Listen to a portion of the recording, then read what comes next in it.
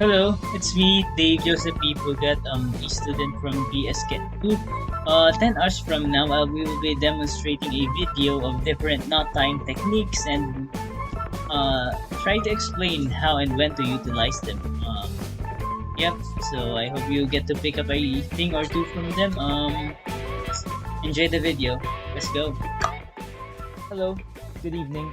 It's me again, Dave Pugat.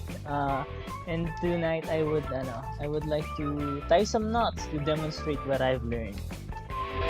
A stopper knot, and a stopper knot is a knot that is very useful when you want to put some stoppers on your ropes. For example, see this? It's smooth, right? But if I do a overhand stopper knot, it goes like this. It is a fairly simple kind of knot. You just have to make a overhand loop, and from your perspective it's overhand, and you just pull the line through the loop and then just pull both ends, pull, and boom, you have a stopper knot right here.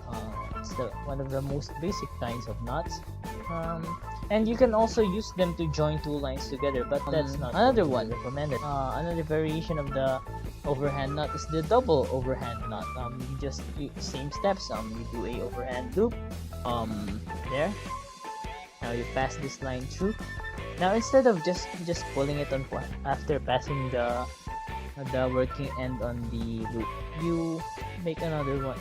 You pass it once again, and now you passed it for a total of 2 times. You had a bullet, and there you go, a double overhand stopper knot. Next, a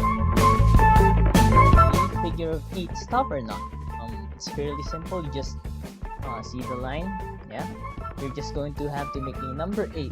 All right, as I was saying, a number 8. Just now that I made a loop, small loop, and then now with the working to the standing line over, and now it looks like a number 8, right? Now you pull it through the loop that you have just made. So whoop, there you go. I have just done a figure 8 stopper knot. Yep, pretty simple. Works well. Provides good grip.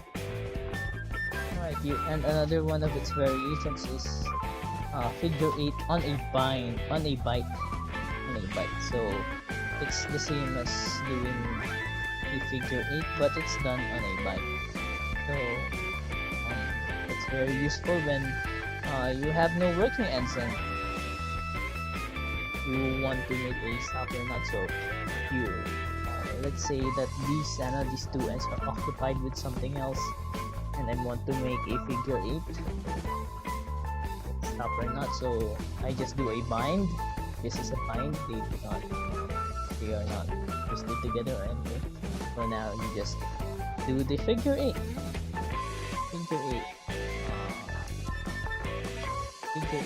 Following the steps of the figure 8 that is done in a bind, and just pull and boom.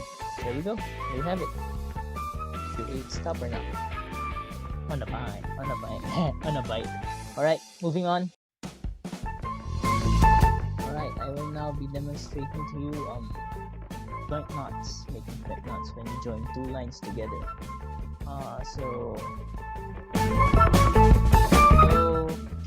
this one I'm going to first demonstrate is known as the square knot. You do this right over left, you twist it around, right, and left over right, twist it around and pull. There you have it, square knot. Next, triangle knot is what I'm going to demonstrate. It's similar to the square knot, but it's fairly weaker, right? But it's barely noticed. The differences are barely noticeable. So you start with right over left, you twist it over, and then you do right over left again. over left, right over left, do it twice. You pull, and boom, you now have a granny knot. Now notice when I did the square knot, the lines ended up like that. But when you do the granny knot, the what do you call this again? These lines they're like going to be perpendicular to their original. But yeah, that's the difference between square knot and granny knot. Heat bend.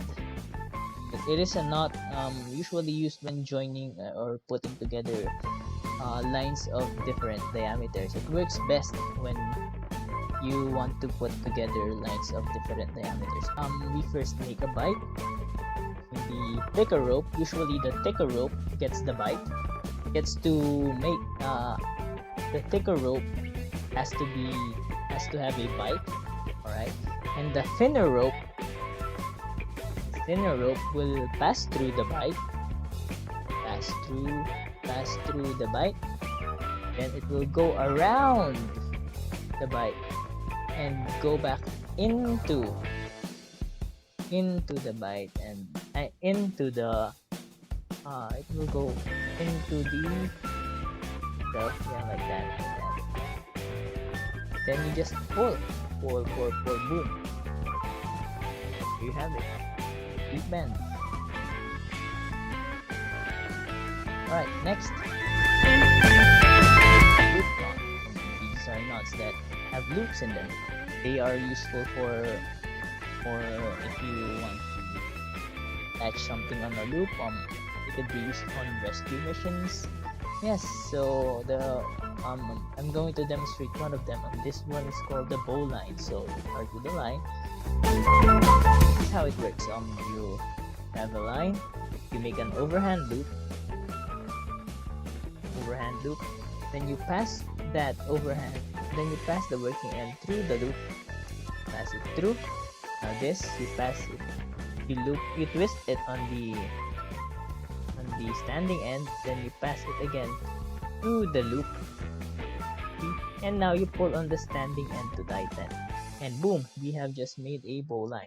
It's fixed. It doesn't tighten when you pull. Yes, it has a fixed loop. So there you have it, the bow line. Next I will be demonstrating. These knots are useful when you want to tie a rope around the object. So for this hitch, I'm going to be demonstrating a timber hitch.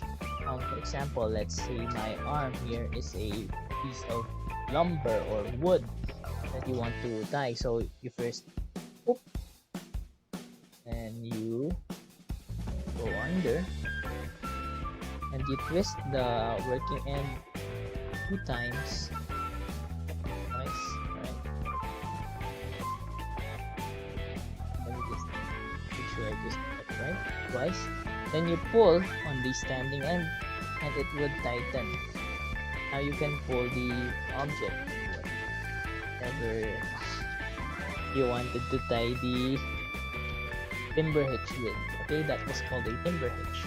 And next, I would like to demonstrate a shortening knot, wherein if you have extra line or when there are no ends available, you can shorten the rope. I'm going to be demonstrating the butterfly knot. So first, have a line. You twist it once, twice. You now have 2 loops, loop up here and a loop here. So now what you're going to do with that is that you're going to pull this back with the first loop and you're going to pass it through the second loop. So you do that and you pass the first loop through the second loop like so, and you pull it, you pull. There you have it, the butterfly knot. Ta-da! Yeah.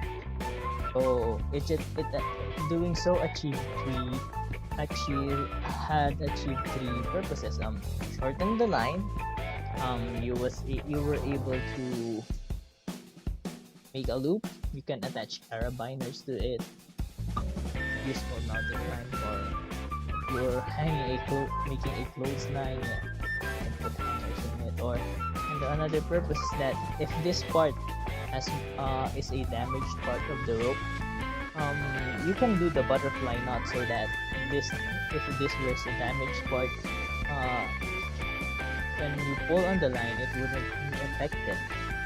Right? The tension will be transferred here, and this will not experience tension. So there you have it. Different kinds of loops and knots. Yeah, hope you picked something up. Alright, back to Dave. Alright, you just have watched me tie some knots. I hope you enjoyed, or at least got entertained. Well, that's it. See you around. Bye bye.